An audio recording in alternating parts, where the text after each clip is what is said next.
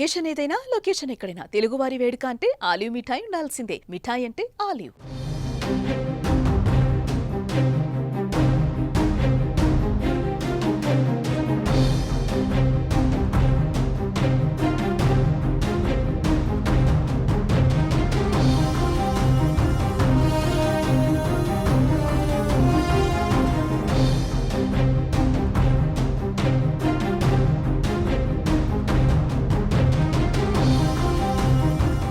ఈ మధ్య ప్రపంచవ్యాప్తంగా భూకంపాలు హడలెత్తిస్తున్నాయి. Thailand, Myanmar, Papua New Guinea, Japan, ఇండోనేషియాలను వరుసగా భూకంపాలు వణికించాయి.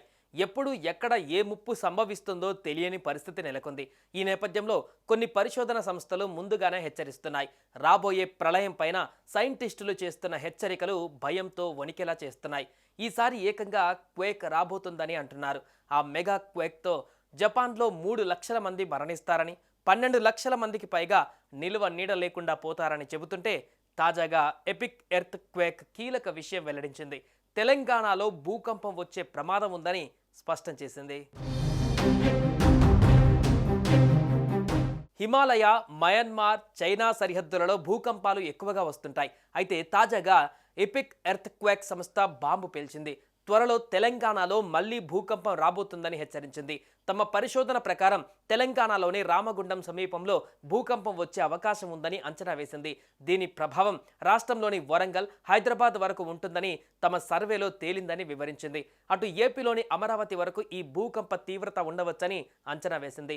మహారాష్ట్ర వరకు దీని ప్రభావం ఉంటుందని స్పష్టం చేసింది. అయితే ఎపిక్ ఎర్త్ క్వేక్ గతంలో కొన్ని ప్రాంతాలలో భూకంపం వస్తుందని ముందుగానే అంచనా వేసింది.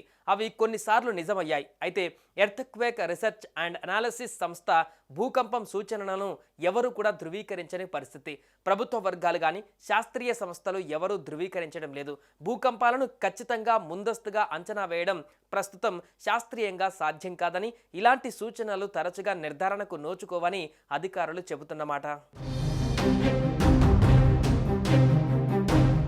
అయితే భూకంపాల విషయంలో అలర్ట్గా ఉండటం మంచిదే. కానీ నిర్ధారణ లేని సమాచారం పైన ఆందోళన చెందవలసిన అవసరం లేదని కేంద్ర ఐఎండీకి సంబంధించిన అధికారులు చెబుతున్నారు. ఏపీ, తెలంగాణ రాష్ట్రంలో గతంలో చిన్న నుంచి మోస్తారు తీవ్రత గల భూకంపాలు చోటు చేసుకున్నాయి.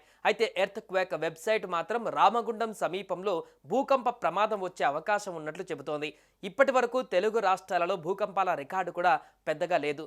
కొద్ది సందర్భాలలో స్వల్ప భూకంపాలు ప్రజలను భయాందోళనకు గురిచేశాయి. 1969 ప్రకాశం జిల్లా ఒంగోలు ప్రాంతంలో 5.1 తీవ్రత గల భూకంపం వచ్చింది. అది అప్పట్లో రాష్ట్రాన్ని బాగా ఊపేసిందని చెప్పొచ్చు.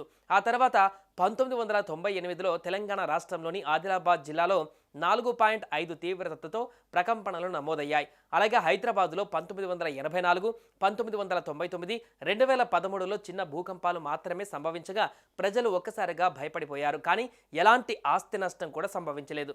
అలాగే శ్రీశైలం డ్యాం పరిసరాలలో కొన్ని సందర్భాలలో భూమి కంపించినట్లుగా రికార్డయ్యాయి.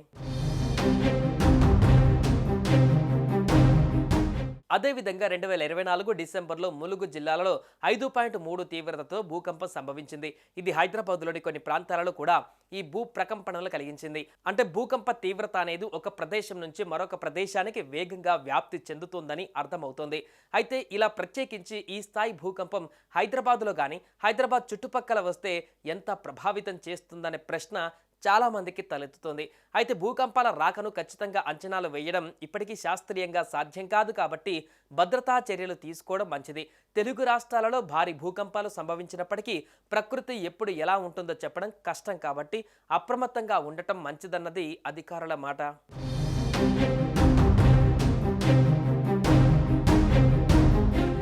సుమన్ టీవీలో మీ పర్సనల్ అండ్ బిజినెస్ ప్రమోషన్స్ కోసం కింది నెంబర్కి కాంటాక్ట్ చేయండి.